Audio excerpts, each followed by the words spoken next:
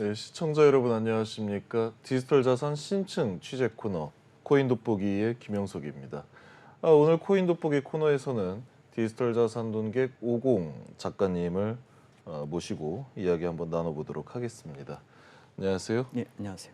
예, 제 개인적으로는 작가님 이게 작성하신 글들 좀 많이 예. 읽었고요. 팬입니다. 예, 감사합니다. 오늘 또 이렇게 모시고 방송을 하게 돼서 정말 감회가 좀 많이 새로운 느낌인데 작가님께서 대표로 계시는 이 사토시 코드는 네네. 어떤 곳인가요? 사토시 코드는 현재 제 1인 기업으로서 그 활동 분야가 크게 출간, 분석, 강의 분야 세 가지로 나뉘고요. 예, 이 세 가지 활동 분야에서 세부적으로 말씀드리면 첫 번째로 출간의 경우에는 이미 비트코인 세계사라는 책을 출간해서 예. 2021년 상반기 암호화폐 분야 베스트셀러가 됐었고요. 현재는 사토시 코드라는 제목으로 이 코인 소설을 구상하고 있습니다. 이 사토시 코드라는 게 혹시 이 다빈치 코드에서 맞습니다. 좀 어느 정도 예. 영향을 받으신? 예, 실제로 제가 다빈치 코드라는 영화를 감명 깊게 보고 예, 그 이후에 이제 코인 세계에 입문하게 됐는데 나도 한번 이 사토시 나카모토의 어떤 철학, 비전을 크립토 소설로 좀 구상하고 싶다. 또 이 블록체인의 크립텍스를 한번 풀어보시겠다. 맞습니다. 예. 그리고 또 다른 활동은 어떤 게 있으시죠? 이제 또 두 번째로 분석의 경우인데요. 예, 제가 코인 시그널이라는 무료 SNS 채널 네. 그리고 유료 구독 채널을 운영하고 있고요. 예. 그와 동시에 그 크립토 엑시트라는 암호화폐 전문 리서치 랩을 공동 창업하여 활발하게 리서치 활동을 하고 있습니다. 혹시 이 그 유료나 무료 네네. SNS 구독 채널 같은 경우에는 뭐 가입해서 실제로 그 혜택을 받는 어떤 정보를 전달받는 이 회원 수가 얼마나 있으신가요? 제가 주력으로 하고 있는 거는 현재 텔레그램이고요. 예.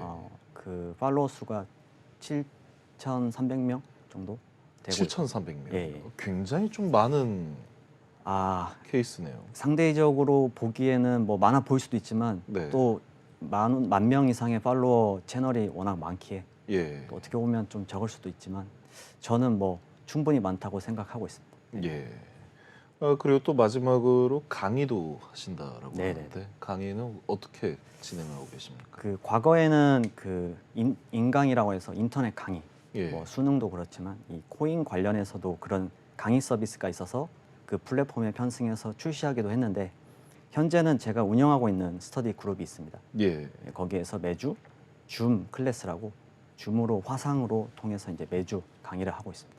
예. 예. 개인적으로 이 최근에 MBN TV에서도 이 네네. 디지털 자산 전문 애널리스트 교육 예. 과정을 진행을 했었거든요. 그럴 때 한번 다음 기수에 한번 예. 대표님과 작가님과 함께 진행을 하면 또 좋을 것 같습니다.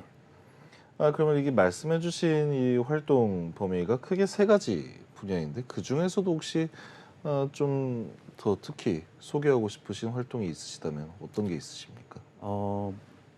세 가지 모두 의미가 있는 거라서 하나를 꼽기가 어렵지만 예, 그래도 올해 시작한 것 중에서 서로 PC 맞는 분석가들과 함께 진행하고 있는 예. 크립토 엑시트를 좀 소개하고 싶습니다. 크립토 엑시트라고 한다면 혹시 뭐 적절한 분석과 투자를 통해서 네네네. 한 번쯤은 엑시트를 해보자라는 그런 맞습니다. 뜻인가요? 맞습니다. 제가 정확히 지금 오늘 이 승률이 굉장히 좋은 느낌입니다.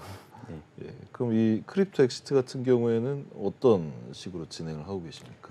현재는 저희 크립토 엑시트는 그 지난 10월에 네이버 프리미엄 컨텐츠라는 그 유료 구독 채널 플랫폼이 있습니다. 예, 거기에서 시작해서 그 해당 채널에 매주 그 분석 리포트를 기고하고 있고 예, 또 매달 구독자 대상으로 오프라인 미더블 진행하고 있습니다. 네, 그래서 앞으로 저희 계획은 그 개발자들이 모여서 뭐 대회도 하고 상금을 예. 걸고 경쟁도 하고 해커톤이라고 하는데 예. 리서처들 대상으로 할 수 있는 해커톤, 소위 리서처톤을 좀 지금 추진하려고 하고 있고 그래서 예. 관련 기관들을 좀 컨택해서 소통하고 있습니다. 정말 작가님께서 어떻게 보면 이 개인 단위로 활동을 하신다라고 하기에는 좀 네. 굉장히 좀 대규모로 또 활동을 하시는 그런 모습도 보이고 있네요. 네, 과거에는 혼자 활동을 하고 뭐 글을 쓰거나 그렇게 활동했는데 예, 올해 들어서 남들과 또는 다른 기관과 협업을 하다 보니까 예. 1 더하기 2가 2가 아닌 3인 걸 좀 제가 느꼈습니다. 예. 그래서 시너지 효과가 있을 것 같다. 저희와 함께 뭐 1 더하기 1을 3이 아닌 4로 한번 또 넘어가 보는 그런 기회가 네. 있으면 좋겠습니다. 그러면은 이 분석을 직접 하신 입장에서 네. 최근에 또 FTX가 굉장히 큰 사태를 한번 겪고 네. 이제 그 불씨가 약간 바이낸스로 넘어가는 그런 모습이 보이고 있지 않습니까? 혹시 작가님께서 분석을 하시는 분석가로서 이 바이낸스를 바라봤을 때 어떤 느낌을 갖고 계신가요? 우선 거래량 규모로 글로벌 탑 3였던 미국의 FTX 거래소가 파산 후에 코인 시장에는 그렇지 않아도 컸던 이 바이낸스가 더 그 영향력과 역할이 커졌는데, 예. 그래서인지 바이낸스는 요즘에 작은 뉴스 하나하나가 크게 이슈화되고 있습니다. 예. 그래서 어느 분야든 압도적으로 1등이 되면 그 주변의 관심과 견제를 동시에 받고 있는데, 이 바이낸스도 이제 마찬가지라고 생각하고요. 최근에 자체적으로 시작한 준비금 증명이라든지 또 예. 미 검찰의 자금 세탁 혐의 기소, 이런 의혹이 커지자 FTX처럼 결국 바이낸스도 뱅크런 사태가 일어나는 게 아니냐, 그런 우려가 커지고 있습니다. 사실은 이 바이낸스라고 한다면 그래도 전 세계적으로 네. 제일 그래도 알아주는 거래소이기도 하고요. 네네. 또 그런 만큼 뭐든지 이게 굉장히 좀 체계화가 되어 있을 것이다라고 기대를 했는데 네. 최근 들어서는 막상 이게 열어보니까 이게 아니었다라는 게 좀 많이 나오고 있지 않습니까? 그래서 최근에 이제 이 FTX 사태도 같이 언급을 해주셨는데 그럼 혹시 바이낸스 같은 경우에도 이 뱅크런으로 또 파산을 할 가능성이 있다라고 생각을 하시는 건가요? 네. FTX 사태의 경우에는 갑작스럽게 자체 예. 거래소 토큰인 FTT 가격이 급락하는 바람에 대응할 시간도 부족했고, 예. 그 다음에 FTX 측에서 그 위험을 막을 즉시 활용 가능한 준비금도 많지가 않았습니다. 예. 하지만 바이낸스는 그 화면에서 보시는 것처럼 FTX 대비 월등한 자산을 보유하고 있어서 네, 네. FTX처럼 쉽게 무너지지 않을 거라는 분석이 현재 더 많고요. 예. 게다가 바이낸스는 지난주에 한정해서 140억 달러 이상의 출금을 처리했고 여전히 540억 달러 이상의 준비금을 보유하고 있습니다. 예. 엄청난 물량이죠. 그렇죠. 다만 역사적으로 볼 때 이 코인 시장에서는 대외적으로는 우린 괜찮다, we are fine, 아무 문제 없다라고 말은 하지만 예. 결국 시간이 지나면 내부적으로 골마 터진 문제가 터지면서 한 번에 훅 가는 경우가 많았습니다. 그래서 바이낸스 역시 데이터상으로 볼 때는 재정 안정성이 견고해 보이지만 어디가 얼마나 골맞는지는 모르기 때문에 100% 안심할 수는 없는 거죠. 사실은 이 FTX 같은 경우에도 그래도 굉장히 좀 건실한 네, 거래소의 이미지를 가지고 있었지 않습니까?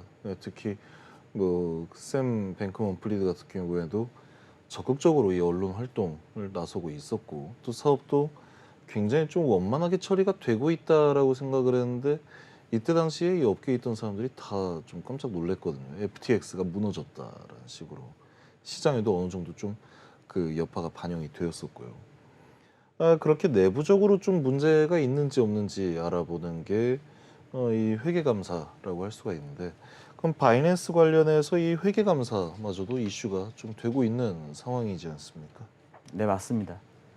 FTX 사태 이후에 코인 시장의 자정작용의 일환으로 바이낸스는 준비금 감사를 받기로 했고 그 감사업체를 글로벌 회계법인 마자르로 선정했습니다. 예. 그리고 이 마자르는 바이낸스 거래소 외에도 쿠코인, 크립토닷컴 등 다양한 거래소의 회계 감사를 진행했었죠. 예. 그런데 최근에 마자르는 바이낸스를 포함한 모든 암호화폐 거래소 대상 업무를 중단했습니다. 예. 정확한 이유는 알려지지 않지만 일각에서는 거래소에 대해 들여다보아도 보이는 것이 전부가 아닐 수 있기 때문에 향후 감사업체, 업체가 발생할 수 있는 사태에 앞서서 발을 뺀 게 아니냐라는 주장도 있습니다. 사실은 이게 시청자 여러분들이 좀 더 이해하기 쉽게 이야기를 해보자면 예를 들어서 어떤 재판이 있다 하더라도 이 재판 당사자가 변호사한테 솔직하게 이야기를 하지 않으면 약간 그 변호를 포기하는 경우도 있고 그러지 않습니까? 그런 만큼 지금 이 마자르의 어떤 회계 감사 포기 같은 사태도 어떻게 보면은 이 바이낸스나 이런 기타 거래소들이 좀 원만하게 혹은 정직하게 자료를 제출하지 않았다라고 볼 수 있는 그런 상황이기도 하겠네요. 네, 맞습니다. 네. 그래서 결국 지난 수요일 12월 14일이었죠. 자오창펑 바이낸스 CEO가 트위터를 통해서 Ask Me Anything AMA를 진행을 했는데 여기에서 자오창펑 CEO가 어떤 발언을 좀 위주로 했나요? 우선 자오장펑 CEO가 공개적으로 나서서 예. 모든 사용자가 출금하기에 충분한 준비금을 바이낸스는 보유하고 있고 예. 그것을 증명하기 위해서 마자르가 회계 감사를 중단했지만 네. 앞으로도 현재 다음 준비금 증명을 진행해서 업데이트할 거라고 주장을 했고 예. 아울러 바이낸스에 대한 모든 퍼드와 싸우는 가장 좋은 방법은 자체적으로 개발을 잘해서 플랫폼이 얼마나 견고한지 확인시켜주는 거라고 말을 했습니다. 사실은 이 퍼드 혹은 포모에 가장 맞서는 가장 효과적인 방법은 뭐 개발이라든지 아니면 플랫폼 보여주는 것도 있겠지만 실제로 돈이 얼마나 있는지 그리고 얼마나 이 출금에 대해서 원만하게 처리를 해줄 수 있는지를 좀 증명하는 게 더 중요하지 않을까라고 생각하는데 혹시 작가님 생각은 어떠십니까? 네, 맞습니다. 실제로 요즘에 크립토 업계에서는 낸슨이나 예, 크립토 퀀트처럼 실시간으로 각 거래소가 얼마나 재정적으로 견고한지 준비금을 실시간으로 활용할 수 있는 툴이 있고요. 예, 그래서 투자자들은 개인적으로도 언제든 준비금이 얼마나 돼 있는지 살펴볼 수 있는 편의성이 있지만 문제는 그거는 준비금의 한정이고 예. 각 거래소가 갖고 있는 부채는 확인할 방법이 없기 때문에 그런 리스크는 감안해야 된다라고 말씀을 드리고 싶습니다. 특히 최근에 이 고팍스 같은 경우에도 좀 비슷한 사안이 벌어지고 있지 않습니까? 이 제네시스에 어느 정도 좀 그 돈을 굴려달라라고 이렇게 맡겼는데 그걸 못 받았고 하필 그 돈이 이 고팍스에서 진행하는 고파이의 이 회원들 예치금이었고 이 문제를 해결하지 않는 모습들을 보면서 이 거래소들이 과연 투자자에게 어떤 좀 공개해야 될 것은 해야 되는 그런 어떤 의무가 있는데 이 의무를 지키지 않고 있지 않나라는 이 거래소 운영에 대한 건전성 이야기가 좀 많이 나오고 있는 것 같거든요. 혹시 그런 부분에 대해서도 혹시 기회가 되신다면 다음에 한번 또 다뤄주실 수 있는지. 알겠습니다. 네. 이번에는 지속되는 코인 시장의 하락 속에서 과연 비트코인의 가격이 어디까지 하락을 할지 그 미래 전망에 대해서 한번 좀 여쭤보도록 하겠습니다. 오공 대표님께서는 이 비트코인 가격의 저점을 어느 선 정도까지라고 혹시 예측하고 계십니까? 굉장히 어려운 질문인데요. 예. 바닥 가격은 정확히 맞히는 것은 불가능합니다. 네. 그럼에도 제가 그 질문에 대해서 세 가지 관점에서 답변을 드리고 싶습니다. 예. 첫 번째는 차트 관점입니다. 화면상에서 보시다시피 매물대가 길다는 것은 그만큼 그 가격대에서 매수 매도 공방전이 과거에 치열했다는 것을 의미하며 따라서 대체로 그 가격대가 지지선, 저항선 역할을 하는 경우가 많습니다. 예.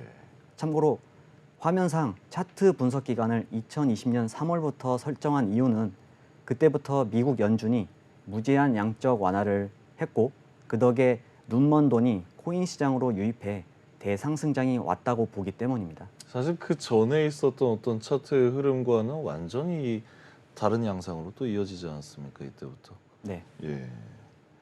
그래서 만약 현재 가격이 추가 하락한다면 매물대상으로 볼 때 지지선으로 간주될 지점은 12,000달러로 사료됩니다. 현재가 약 2,200만 원 정도 거래가 되고 있는데 12,000달러라고 한다면 하나로 했을 때는 어느 정도 수치인가요?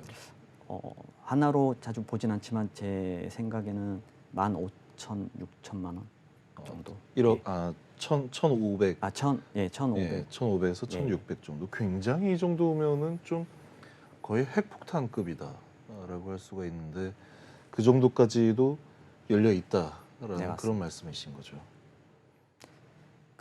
이 12,000달러는 2020년 3월 코로나 급락 이후에도 그 예. 본격적인 대상승장이 시작되기 직전에 아까 말씀드린 대로 엄청난 매수 매도 공방전이 벌어진 지점입니다.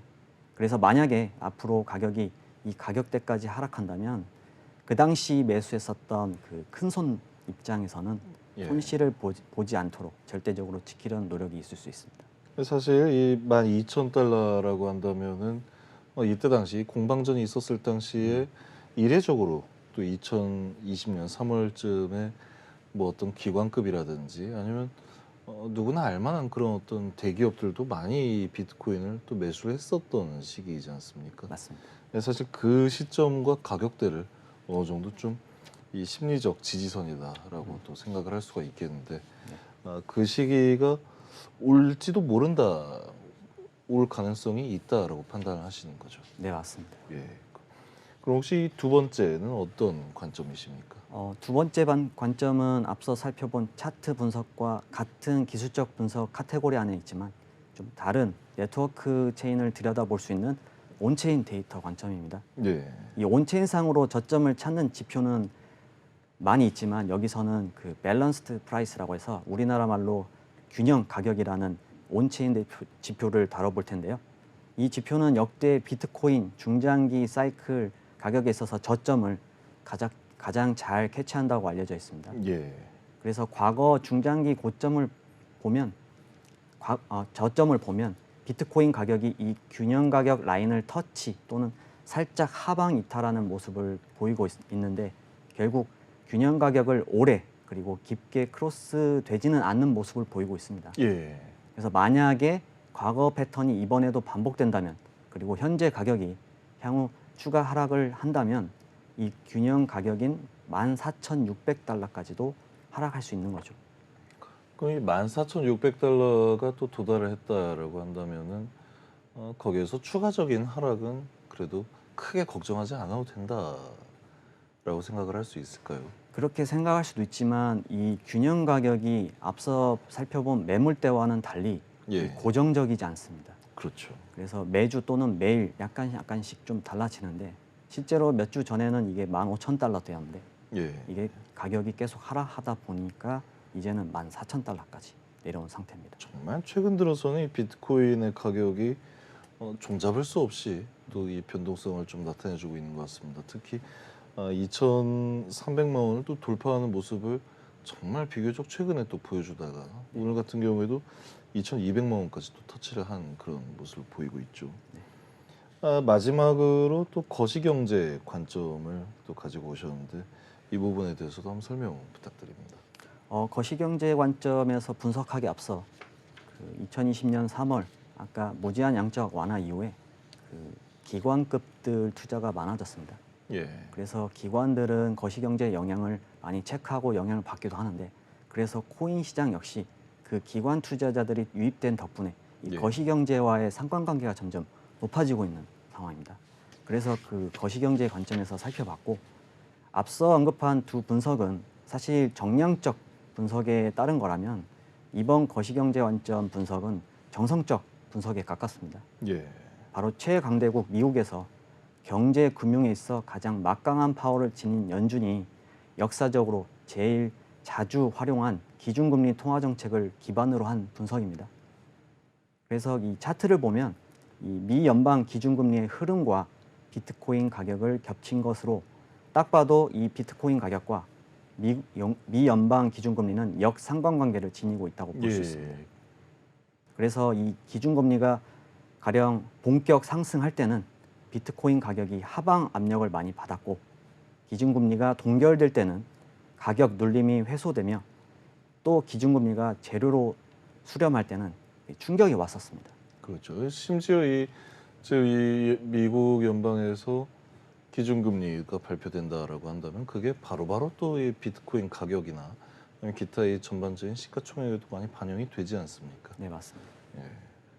그래서 이런 특징이 있는데 이 향후 전망, 가격 전망에 이걸 적용한다면 이번 12월 FOMC 때 발표된 이 점도표에 따라 2023년 중반기 또는 그 이후에 기준금리가 동결되지 않을까 그런 기대감이 좀 기대감도 있죠. 있고 예. 그런 분석도 있고요.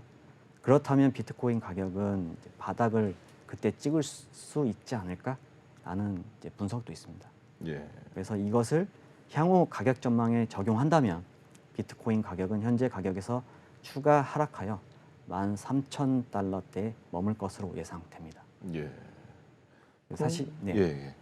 말씀해 주시죠. 그래서 사실 2018년도에 기준금리가 동결되기도 했는데 당시에는 6,000달러대였던 가격이 3,000달러대로 급락했지만 예. 올해는 그 기준금리의 폭과 속도가 가파르기 때문에 그 점을 참작하여서 2018년 그때보다 덜 하락하는, 그때는 한 번에 하락했기 때문에 이번엔 그렇지는 않고 여태까지 많이 하락했기 때문에 예. 그래서 그런 거를 좀 참작해서 조정을 해서 13,000달러대에 머물 것으로 저는 분석을 하고 있습니다. 사실 올해 같은 경우에는 좀 역대급으로 이 기준금리가 좀 많이 인상이 되었다. 심지어 이 빅스텝뿐만이 아니라 뭐 자이언트 스텝이다라는 얘기까지 나올 정도로 역사적으로도 사실 그렇게 쉽게 볼 수 없었던 정도의 금리 인상이 있어왔지 않습니까? 네. 근데 이 오공 대표님께서 지금까지 이 세 가지 관점을 좀 종합적으로 말씀해 주셨는데 정리를 하면은 정말 많이 내려간다면 12,000달러 선 그리고 뭐 12,000에서 16,000, 14,000달러 선 그 사이에서 어느 정도 좀 바닥은 찍을 거다라고 분석을 할 수가 있겠네요.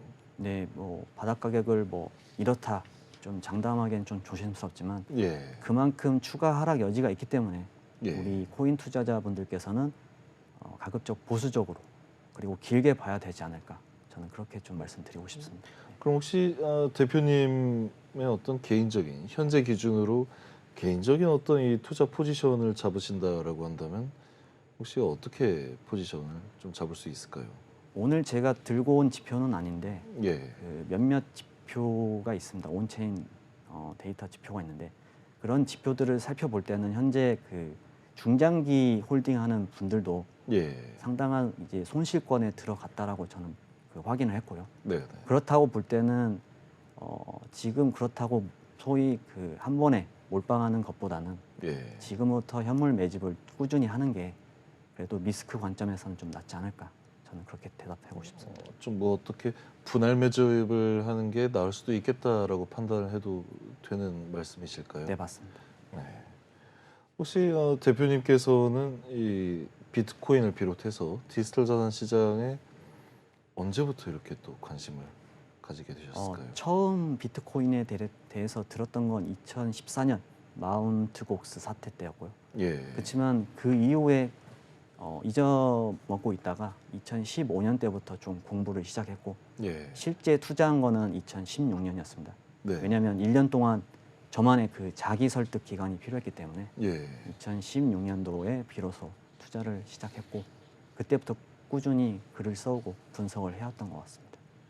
제가 개인적으로 제 스스로를 설득하는 시간이 좀 많이 부족했었거든요. 예. 그때 제가 작가님을 좀 미리 알고 이야기를 나눌 수 있었다라고 한다면 지금 제 상황이 어느 정도 좀 많이 달라져 있지 않았을까 그런 생각도 좀 들긴 합니다. 예. 그러면은 혹시 이 지금 방송을 보고 계시는 시청자분들께 어떤 투자 관점에 대해서 좀 하고 싶으신 말씀이 있으시다면 간략하게 좀 부탁드립니다. 실제로 제 투자 스터디 분들에게 조언해드리는 게 있는데 예. 시장을 바라보기보다는 자기를 스스로 돌아보자고 저는 주장을 항상 합니다. 왜 그러냐면 사실 차트도 특히 코인 시장은 변동성이 큰데 예. 어떻게 보면 그 차트의 변동성보다 더 큰 게 이 사람의 투자 심리라고 저는 생각하거든요. 예. 그래서 스스로를 먼저 돌아보고 만약에 자기 성향이 좀 숙고형이다라고 했을 예. 때는 현물 매집을 조금씩 하면서 분석을 같이 병행하는 게 좋고 예. 자기가 진취적이다 하면은 매매를 어떤 인베스팅 입장이 아니라 트레이딩 입장도 괜찮거든요. 특히 예. 요즘에는 박스권 횡보를 하는 경우도 많기 때문에 그래서 그런 자기의 성향이 어떤지를 먼저 돌아보고 시장을 천천히 좀 차근차근 돌아본다면 리스크 관리와 물론 나중에 수익성도 좀 높을 거라고 저는 생각합니다. 예. 오늘 코인 농계 50 사토시 코드의 대표님과 함께 정말 좋은 말씀 많이 들었습니다. 앞으로도 좀 자주 뵙고 네. 좋은 이야기들 많이 해주시면 더 좋을 것 같습니다. 알겠습니다. 오늘 여기까지 듣겠습니다. 감사합니다. 네, 감사합니다.